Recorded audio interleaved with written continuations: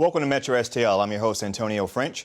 We start today with a look at the past. The city of St. Louis is a city divided in two halves, with living conditions, city services, and financial investment south of Delmar Boulevard being vastly different than the neighborhood north of Delmar. The majority of black people living in the north and the majority of white people living south.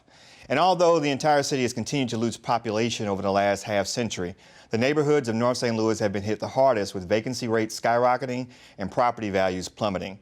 But what if I told you that was all part of the plan? MetroSTL.com managing editor George Sales explores the legacy of the controversial Team 4 plan. We begin with a look at the city's latest proposal for Northside, mass demolition, an idea that isn't new at all. The latest solution being offered comes from two billionaires, Jack Dorsey, the St. Louisan who co-founded Twitter, and Bill Pulte, a mega-rich Detroiter from a building background. They say tearing much of this down, getting rid of the blight, is the answer to the problem. But what if we told you this was the end result of a plan? A document written more than 4 decades ago, essentially calling for triage on a dying city, offering step-by-step instructions on how to let neighborhoods crumble. That document exists. The official name was Citywide Implementation Strategies, the Draft Comprehensive Plan. But for those around in the early and mid-70s, when it was written and then published, it is identified by the name of the consulting company that wrote it. They call it Team 4. But that Team 4 plan, it was kind of racist too. Could you have done it without sounding racist or looking racist? I don't know. It's a great question. The plan was a response to this report from 1973, the Rand Report, read like an obituary for the city of St. Louis, saying, as things stand, the most likely prognosis is continued decline, and continuing, the city of St. Louis might assume a new role as a large suburb among suburbs. This sent city leaders into a near panic and led 2 young aldermen, Richard Gephardt, who went on to become our most powerful congressman, and John Roach, who would eventually run the Community Development Administration, to lead a charge to respond to Rand. In 1973, they put a pair of bills in front of the Board of Aldermen that to this day many feel was a roadmap for the 1975 Team 4 plan. A November 1973 article in the St. Louis Argus laid out the outrage elicited in the African American community, quoting one of the bills, calling predominantly black North St. Louis, quote, an insignificant residential area not worthy of special maintenance effort. The bills called for 74,000 buildings in predominantly white South St. Louis to be preserved and over 70,000 others in North St. Louis to be torn down. They were going to allow for North St. Louis to die on the vine. And that was when some folks had some concern, especially with this term about benign neglect. Benign neglect was a phrase thrown around a lot back then, and on certain blocks in certain North Side areas, it appears to have been implemented.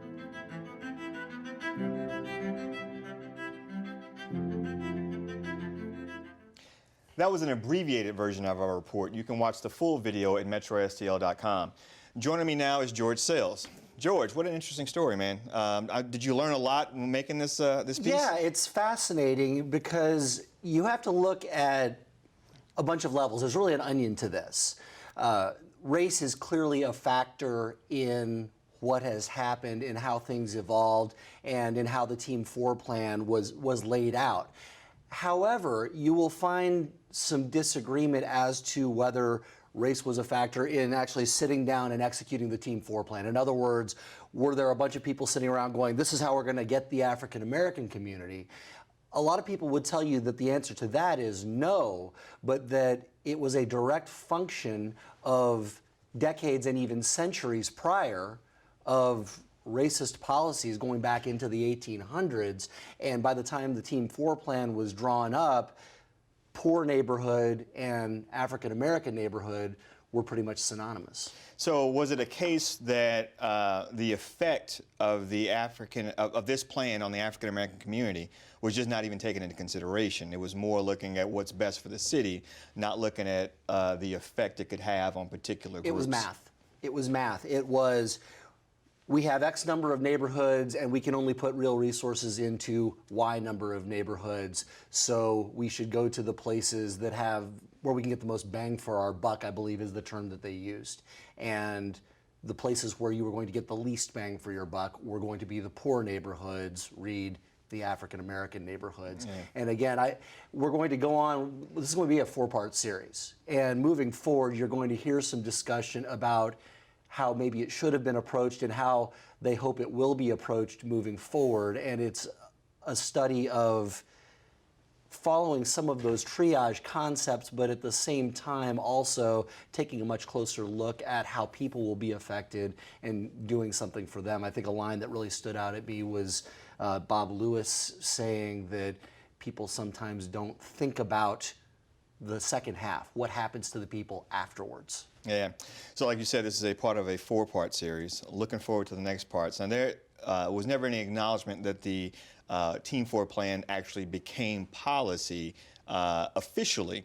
Correct. But it was voted down, or it never got out of the Board of Aldermen, but it just kind of happened anyway through just them looking at, okay, what are we going to do with resources out of various departments, and it just sort of came into effect. Don't go anywhere. You also produced our next report, a look at the numerous controversies, lawsuits, indictments, and misconduct coming out of the St. Louis Police Department. Settlements in numerous cases of police abuse has cost tens of millions of dollars for the city. But it's not just citizens and journalists who have alleged violence against city cops. They have also turned guns on one another, resulting in one officer being killed at the home of another on-duty police officer. It's a situation so bad that it begs the question, is this a department out of control?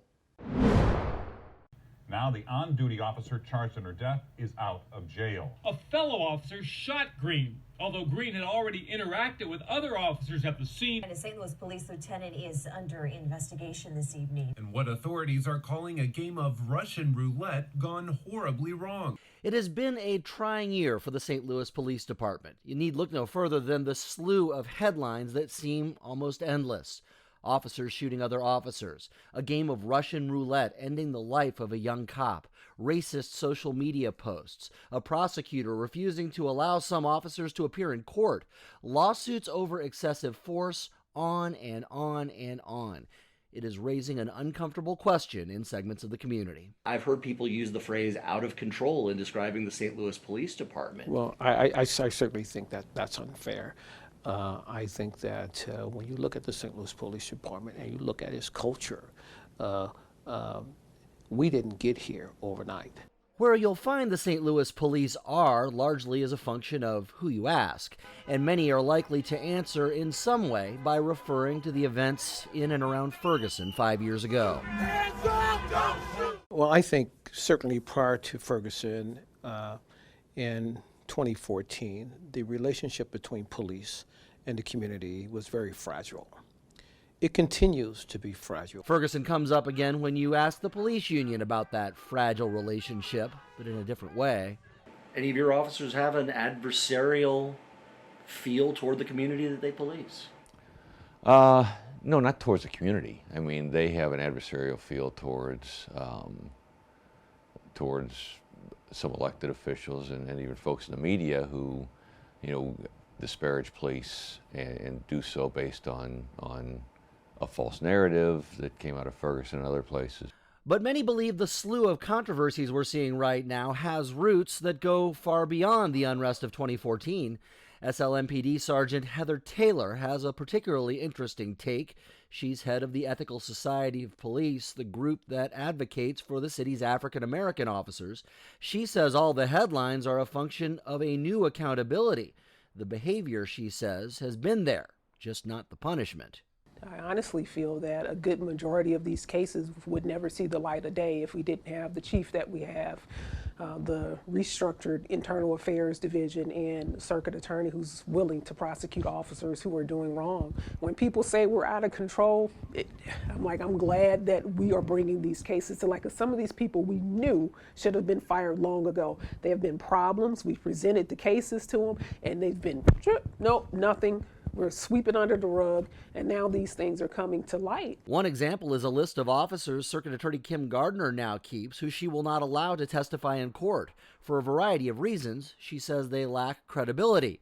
The most notable case, 22 city cops who Gardner blacklisted after they were named in a probe called the Plainview Project out of Philadelphia, which tied dozens of current and former St. Louis officers to racist social media posts.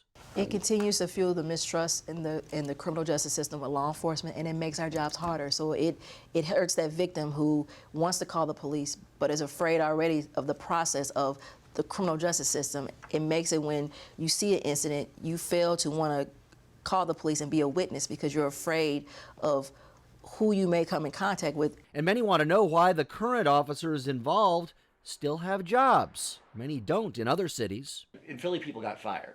Has anybody been fired? Some people. Right. But some people got fired. Has anybody been fired from the St. Louis Police Department? We're in a process. Our process is much different than the Philadelphia process. We have a civil service process inside of the city of St. Louis, and it requires steps. And I know the union is strong, but can anybody tell these guys, if you're going to fix this relationship with the community, this kind of stuff has to stop? Well, the city of St. Louis, prior to 2018, never had a social media policy. I implemented a social media policy that would address situations like the vigilante cartoon character, the Punisher. It's preposterous, and that's all we were trying to do is make people understand just how preposterous some of this is. The Police Officers Association has doubled down on one hand, encouraging members to use that Punisher logo that was singled out in some of the aggressive posts as a profile picture. But at the same time, the union newspaper published a lengthy article warning officers that they are held to a higher standard on social media and suggesting they not use it at all. Rorta, meanwhile, points back at the circuit attorney's office as a source of the recent bad press for cops. You know, we've got a rogue prosecutor who's not interested in putting criminals in jail, but, you know, wants to make up things about police officers so that she can either put them in jail or put them on her stupid list. You know, so it's a tough time to be a police officer here. And regarding other cases where officers face criminal charges for things like unnecessarily pepper spraying protesters, Rorta lashes out at the department's own watchdogs. The Internal Affairs Division is completely out of control. They are not interested in you know, justice or the best interest of the department. They're just interested in headhunting, and that's what we have now is a bunch of headhunters up there. Of course, the most serious case was the death of Officer Caitlin Alex. She was off duty. Two others, Officer Nathaniel Hendren and his partner, left their duty stations and went to Hendren's home. Alex was there. They played a game of Russian roulette, according to police, and she was shot and killed. Hendren is facing charges, but the other officer, who also left his duty station while under suspension without pay, still has a job for now. It's a process.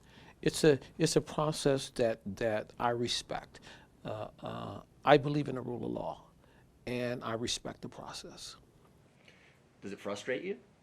Well, it does not frustrate me. In the end, this all goes back to relationships between police and the community. Edwards insists things are improving on that front, and he's not alone in that sentiment.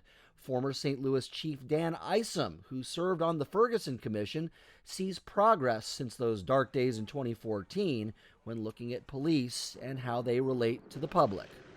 It appears as if things have gotten better. I mean, there have been a number of things that have happened during that period of time where I think there could have been unrest, but it appears as if all police departments are very engaged in trying to make those relationships stronger. Unfortunately, it's very difficult to change a narrative when people want the narrative to be negative.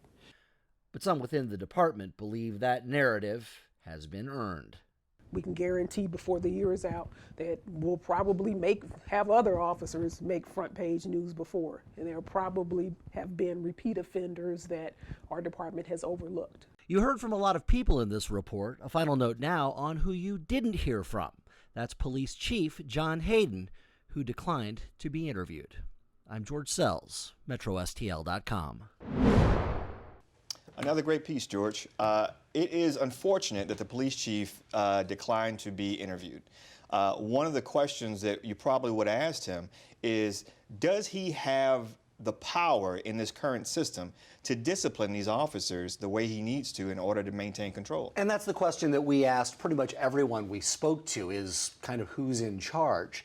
And the answer you got both from Jimmy Edwards, the public safety director, and from Heather Taylor with the Ethical Society of Police, and even Jeff Rorta in there, they all talk about the process. And it was interesting because nobody seemed to be particularly bothered by the fact that that is a lengthy process, and nobody would at least admit that it might be frustrating a little bit. Heather Taylor maybe came the closest to saying that, but I think that when you get this sort of crossover between what is essentially a labor union and also a situation where it's a paramilitary organization, you're going to have that sort of conflict in answering that question. There also doesn't seem to be much acknowledgement in how that situation affects this broken relationship between the police and the community. And so when we have a weekend like we had in the city where another child has been murdered and the police are asking and begging the public to come forward, there doesn't seem to be an acknowledgement that maybe how you've handled these past controversies is affecting the willingness of people to work with you in cases like this. I don't think there's any question that there's been a chilling of the relationship. And part of when we walked into this piece, it was through the lens of police and community relationship 5 years after Ferguson. And I don't think that there is any question that what happened in Ferguson provided chilling effects on a number of fronts. A lot of people do not trust the police as much as they did 6 years ago. And that wasn't a great relationship to begin with. I think Mr. Edwards, or Judge Edwards, said at the very beginning of the piece that it was a fragile relationship then, and it remains a fragile relationship. They also point out the impact that it's had on police officers, and you can't overlook that officers, in some cases, so they say, are nervous about engaging in anything that might turn into a violent situation because they see what happened in the Michael Brown case and the Darren Wilson case. They see what happened with Darren Wilson, and they don't want to have that happen to them. And in some cases, and the union folks said, that Jeff Rorta said this, that in some cases they may not be doing their job as well because they're hesitant to engage for fear of something happening, something going down a road like the Michael Brown situation. Did Judge Edwards, public safety director, express any frustration with what is kind of the de facto fact that Jeff Rorta is really the voice and the face of police officers in the city? He's not a city resident, he's not a city cop, and he's very controversial, inflammatory in fact, and he is the face of policing in St. Louis City. Is there any concern about that being the situation? Not that he's going to let on to, but I think you also, when you ask a question like that of someone like Judge Edwards, you have to take it with a bit of a grain of salt, just from the standpoint that Judge Edwards has to deal with Jeff Rorta almost every day. Because in fact, when I was interviewing him, Jeff Rorta was his next meeting. Because every time that there is a disciplinary issue involving an individual police officer, Judge Edwards and Jeff Rorta and that officer are the three people in the room. So I think that there was a hesitancy there, even though it doesn't take a rocket scientist to see that Mr. Rorta is, at times, I think, trying to inflame, or at least trying to play to a base audience within his rank and file. Yeah. But I think that Judge Edwards is seeing it as maintaining that relationship. One piece we might do in the future is to look at how police officers, rank and file police officers, feel about Rorta being their spokesperson and why they keep electing him to that position. It's an interesting piece and probably a tough one to crack. Yeah. Well, thank you, George. Thank you. Now we take a look at an innovative approach to bringing fresh fruits and vegetables to the city's food deserts. Every Thursday at the People's Health Center, look out for a big green bus with a license plate that says Turnip. The center is one of the 7 stops for the STL Metro Market. a mobile grocery store selling fruits, veggies, and proteins at discounted prices. Imagine the value when you don't have much money coming in and a family to feed. Every dollar counts, and every healthy item is at a premium. Believe it or not, I spent $22. What? Yeah, I got $40 worth of stuff for $22.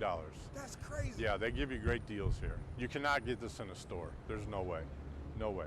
I'm a big strawberry fan, and once I go into the main big chain markets, the strawberries starting off at $6.99. I'm getting a better price at the Metro Market, $3.99, or sometimes $2.50. And that ability to shop healthier and smarter comes to them, often in places where just getting to groceries is a challenge. What you're looking at is a bus that's been turned into a grocery store on wheels, given to us by Metro, so it's one of their retired buses. So we convert it into a store, and we really try to specialize in fresh foods, a lot of produce, fruits and vegetables, but we do carry a little bit of everything. The Metro Market is a nonprofit that helps families in food deserts and low-income areas. What's cool about us, we're a nonprofit organization. That enables us to keep our prices very, very low. We don't make any money selling the food. It's part of our goal is to keep prices down and save people money on their grocery bills. The city is sprawling with grocery stores like Schnucks and Aldi's, but there are plenty of neighborhoods without one. It definitely helps those of needs that can't get around to and from, can't even get on the bus, can't afford to pay for a bus ticket, whatnot, and the mobility issues. So it definitely going place to place assists the community. Metro Market's schedule during the week of July 8th was canceled due to the bus breaking down.